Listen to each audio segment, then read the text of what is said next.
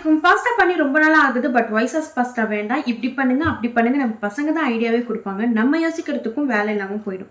பசங்களுக்காக என்ன பிடிக்கும், என்ன பண்ணலாம் யோசிச்சு நமக்கு என்ன பிடிக்குங்கிறதே மறந்துட்டோம். கரெக்ட்டா? எல்லாம் பசங்களுக்காக தான் எப்படியாவது சாப்பிட்டா போதும்ங்கிறதுக்காக. அடிக்கிற வெயிலுக்கு கிச்சன்ல குக் பண்ணும்போது நம்ம சீக்கிரம் மெல்ட் ஆகிடுவோம் போல. இந்த பட்டர் பேன்ல சீக்கிரம் மெல்ட் ஆகி விழவே இல்லை. வேற ஸ்பூன் எடுத்து பட்டரை தள்ளி விட்டாலே சட்டியில தன்னாலே விழுந்திருக்கும். அவசரமா குக் பண்ணா இப்படி தான் நம்ம யோசிக்கிறதுக்கு கூட டைம் இருக்காது.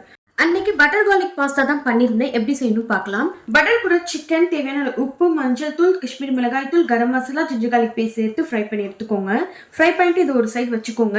வேற பேன்ல அகைன் பட்டர் சேர்த்து குட்டி குட்டியா சாப் பண்ணி வச்சிருக்கிற கார்லிக் சேர்த்துக்கோங்க. இப்போ இது கூட வெங்காயம், தக்காளி, முந்திரி சேர்த்து நல்லா வதக்கி விட்டுக்கோங்க. இது கூட கரம் மசாலா, காஷ்மீரி மிளகாய் தூள், மல்லித்தூள் சேர்த்து நல்லா வதக்கி விட்டுக்கோங்க. இது நல்லா ஆறின பிறகு நல்லா ஃபைன் பேஸ்டா அரைச்சு எடுத்துக்கோங்க. இப்போ அதே சேம் பேன்ல அரைச்சு வச்சிருந்த பேஸ்ட், ஃப்ரை பண்ணி வச்சிருந்த சிக்கன், ஆல்ரெடி ஹாட் வாட்டர்ல வேக வச்சிருந்த பாஸ்தா சேர்த்து நல்லா மிக்ஸ் பண்ணி விட்டுக்கோங்க. பாஸ்தானாவே சீஸி அண்ட் கிரீமியா இருக்கணும். ஸோ சீஸ் ஸ்லைசஸ் சேர்த்திருக்கேன். இது நல்லா மிக்ஸ் பண்ணிட்டு சர்வ் பண்ணி பாருங்க. ரொம்ப சூப்பரா இருக்கும். முக்கியமா சுட சுட சாப்பிட்டு பாருங்க. ரொம்ப சீஸியா இருக்கும். கண்டிப்பா ட்ரை பண்ணுங்க. கண்டிப்பா ட்ரை பண்ணிட்டு கமெண்ட் பாக்ஸ்ல கமெண்ட் பண்ணுங்க. அஸ்ஸலாமு அலைக்கும். தேங்க்யூ ஃபார் வாட்சிங்.